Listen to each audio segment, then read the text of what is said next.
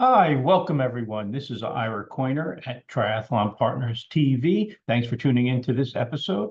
We're going to be talking about tax loss harvesting. First, I'd like to thank everyone for tuning in and to all our subscribers, all our followers on social media. We really appreciate your support and all those thumbs up and hearts and likes. We love them. It really makes us feel good that we're helping with everyone's financial education out there.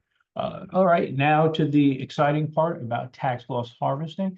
It's a great time of year for this video to come out because this is something people do at the end of the year to try and mitigate and lower their taxable income so that they pay less taxes, right? And it's very important. So first of all, we have to realize what we pay taxes on. We pay taxes on something when it's a realized gain or loss, a gain. We pay on gains, and as opposed to an unrealized gain. Now, the difference is when something's realized, you actually have sold or locked in that gain. There's no more securities or stock you own. It's just you have net money in the bank, net profit, as opposed to unrealized, where that's a market value of your position. Now, you don't get taxed when the market value of the position goes up. You only get taxed once you realize it, which means you've closed the position, right? So it's very important to understand that. And then we have two types of gains. We have or losses. Basically, let's think about it as the period of time in which you hold the investment. You have short-term and long-term. Very easy. Short-term is something that's held for less than a year, and long-term is 1 year or longer. Now, why we differentiate between the two is because the U.S. government taxes short-term and long-term gains at different rates. So short-term rates are typically taxed at your income level, whatever your marginal income bracket is, tax bracket is, that's where you're taxed, as opposed to long-term capital gains are taxed at a different schedule. So the highest federal income tax bracket is 37%, whereas the highest capital gains tax, long-term capital gains tax bracket is 20%. So we're really talking about a big difference here of 17 percentage points between the two types of gains. So when we do this, this is a very important strategy because we want to pay the least amount of money to the government in taxes as possible. So at the end of the year, or it's actually better to do right now before the end of the year, you should look at your realized short-term gains and losses and long-term gains and losses. And you would look at them separately and net off your short-term net gains or losses, and you would have a net number for your long-term.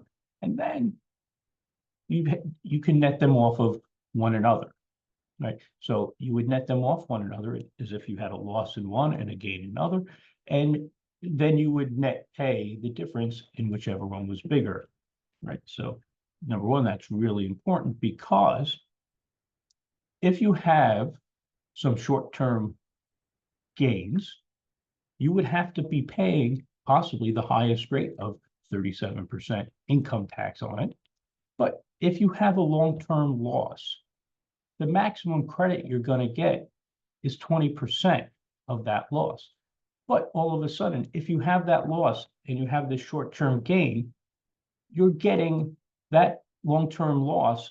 All of a sudden, you can get 100% matching that against that short-term gain.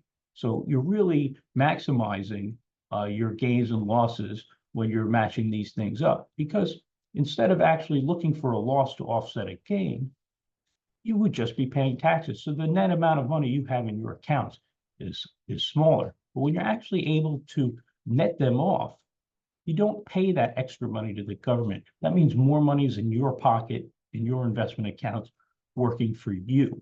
And when you're able to actually take advantage of the tax code and match these things up, it's great because that's saving you a lot of money in the long run. And when we're looking at this, we're looking at your wealth and your accumulated wealth. We want to make sure you have as much money in your pocket at the end of the day, because when you look at your account statements, you know those gains you're going to have to pay taxes on. So let's try and match those up to make it to keep as much money as possible in your accounts, right? So there are some alternatives. Is that if you do have a loss and you don't have gains to offset it, you're able to take a maximum of $3,000 of that loss and reduce your income by $3,000, and there you get taxed less. And that loss is a little bit less now that you didn't use, but you get to carry that over indefinitely year after year until it goes down to zero from either taking $3,000 as off your income every year in the future, or having some gain that you're able to offset against, right? So that's one thing. And then number two, which we have to think about, is what's called a wash sale. So when you actually realize a loss or a gain, but most importantly, a loss, you're not allowed to go back and purchase that security for at least 30 days. You're not allowed to buy an option on that security. You're not allowed to buy a security that's very similar. You can't do it no matter what type of account it is. You can't have your spouse do it.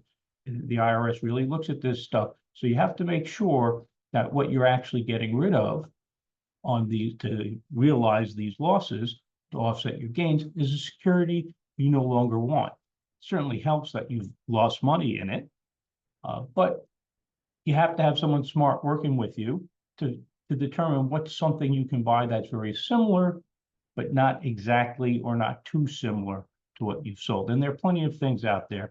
And if you talk to a financial advisor, they should steer you in the right direction. All right. Well, thanks for tuning in. Again, thank you for our supporters.